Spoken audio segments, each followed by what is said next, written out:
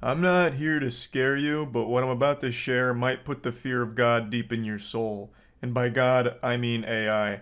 It is advancing so fast every day. There's new groundbreaking developments in the AI field. You remember the expression seeing is believing? I think it used to be used for really bad horror movie titles, like their catchphrase, as well as talking about Santa Claus and the Tooth Fairy. But it was really applicable to evidence. If you can see something, if you can hear something, it's real. It's hard proof. But not anymore. Just like the dinosaurs, that shit is extinct. Because a video or audio evidence no longer means it's authentic, no matter how real it looks. AI is getting scarily close to making fake videos that are indistinguishable from real ones, and alarmingly close, like right on the edge, like one fucking pubic hair of a bumblebee's sack away from delivering perfect audio synthesis. In order to demonstrate this point here with how good AI's become with audio, let me show you Obi-Wan Kenobi talking about some space pussy. Luke, did I ever tell you about Ahsoka Tano?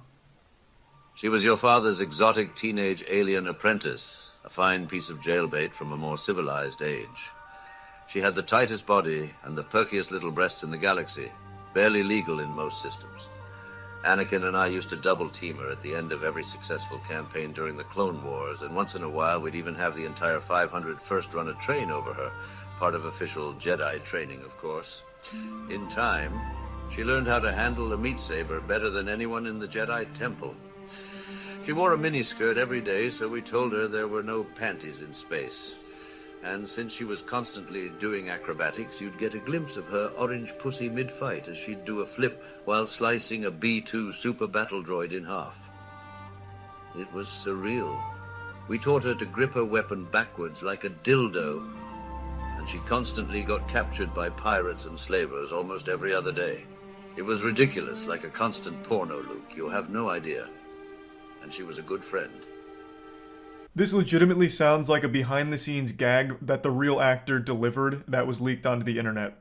If you had told me that this was a cameo that the actor did, kind of like Hank Schrader saying sussy in Big Chungus, I'd be like, oh wow, that's so cute that the real actor did this. Because it sounds so good. The intonation, the inflection, the pauses, the deep breathing, it is all one-to-one with Obi-Wan's performance in the movie. It is crazy how good that is, at least to me. I can't find a difference listening to him monologue about Ahsoka being the finest meat saber wielder in the system, and Obi-Wan lecturing Luke in the film. But by far the wildest part about all of this is that it's not just specific to Obi-Wan. It's not like they developed the Brazzers Obi-Wan protocol to just generate goofy scripts using AI Obi-Wan voice. It's extremely flexible and can do pretty much any voice that you feed it. It's a service called 11 Labs, and you can just upload your own audio as long as it's like a minute long and clear with no background noise, and it can make you a generated AI voice just like Obi-Wan's that sounds super, super close to the audio sample that you provided it. Like, the sophistication of this technology blows my fucking mind. Now, of course, this example is all in good fun. Who doesn't giggle listening to Obi-Wan passionately recall his sexual adventures with the rise of the Skycocker? But let's extend it beyond just silly, fun monologues about alien milker's button cock. Let's talk about what you can do if you're a bad actor and there's someone you don't like. You know, let's say there's a celebrity you don't like. You could take a voice sample of them, plug it into this program, and write up some horrible shit and post it online, claim it's a leak. And there would be plenty of people that believe you, and it's kind of hard right now, at least for most people, to prove that something like this is fake.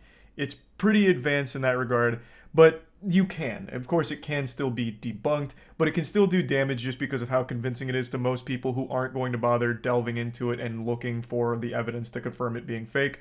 And you can take that, and let's extend it beyond celebrities. Let's talk about someone in your personal life. Like, let's say you really don't like your criminology professor. You could just take a voice sample of them that you've recorded in class, plug it into this program, and then type up some racist shit and then present it to the university board saying like, look at what this professor is saying in our class behind closed doors. This is unacceptable. I can't tolerate this anymore. This is fucking garbage. It is awful. And then that professor can get in huge trouble, maybe lose their job, get fired. It could be a massive issue for them, even though they haven't done any of that. It's all just been AI generated voice cloning. It's a very powerful tool and perhaps an even deadly weapon, depending on who's wielding this Excalibur here. Right now, most of the uses are people goofing around with it, having their celebrities deliver monologues, like Tim Allen coming out about his addiction to eating cat litter, or Jared Leto tearfully apologizing for consuming the blood of orphans to stay young. It's just this Pandora's box that's been opened, and no one's really entirely sure the implications this will have for the future. But it's as Uncle Ben famously said to Peter Parker, with great power comes great responsibility.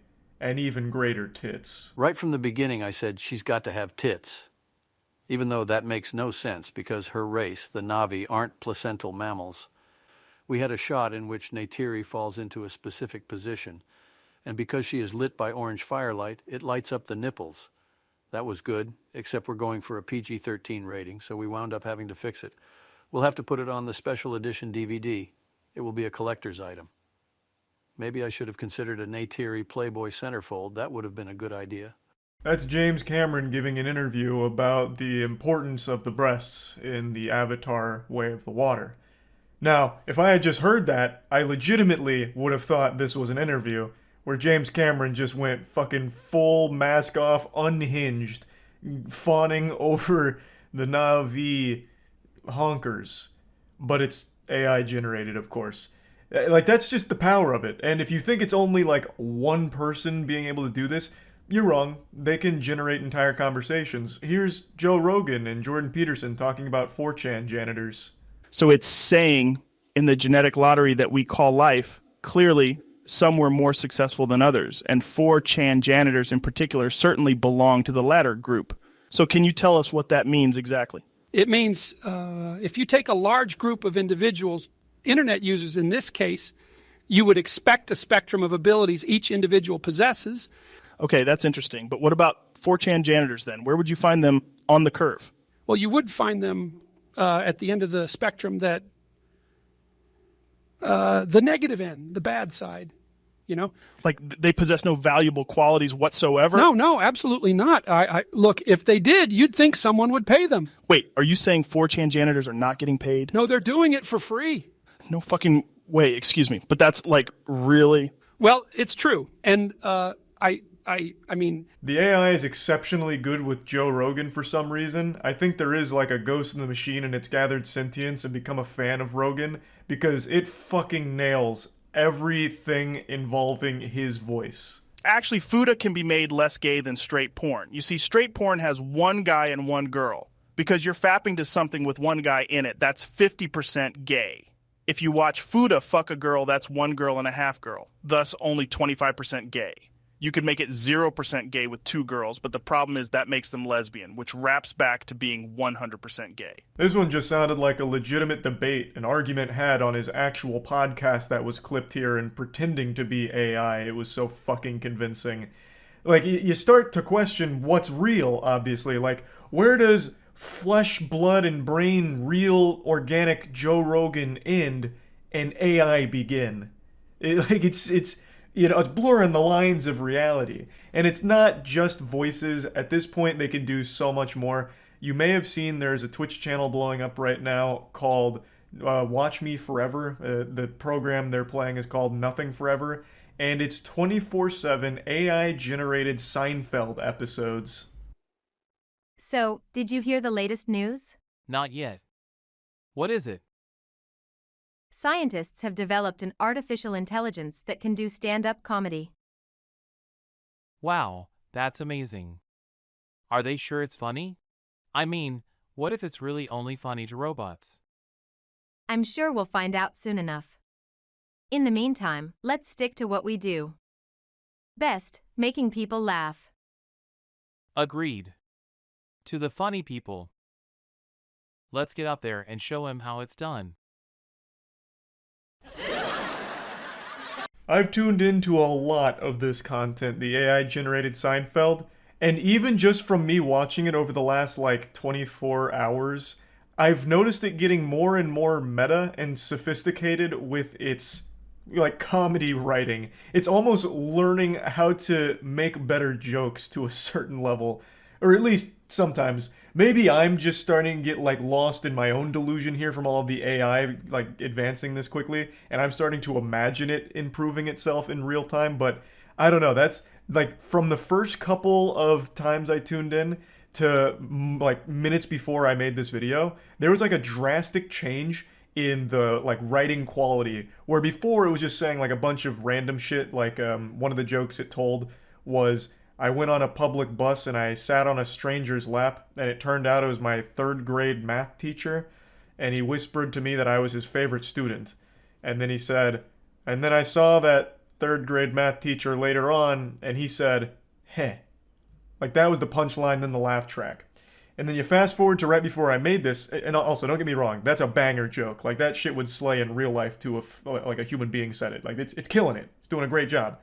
But fast forward to right before I made this, and it was setting up entire punchlines. Like it feels like it is learning at a rapid rate. But anyway, I just wanted to talk about this because it is so fascinating. We are in a wild point in history right now. I think everything that we're witnessing right now is going to be instrumental in humanity 10 years from now. Like it's going to be in a place where it changes the landscape of pretty much everything we know in our day-to-day lives. And that's it, very, very interesting if you ask me. So yeah, that's about it. See ya.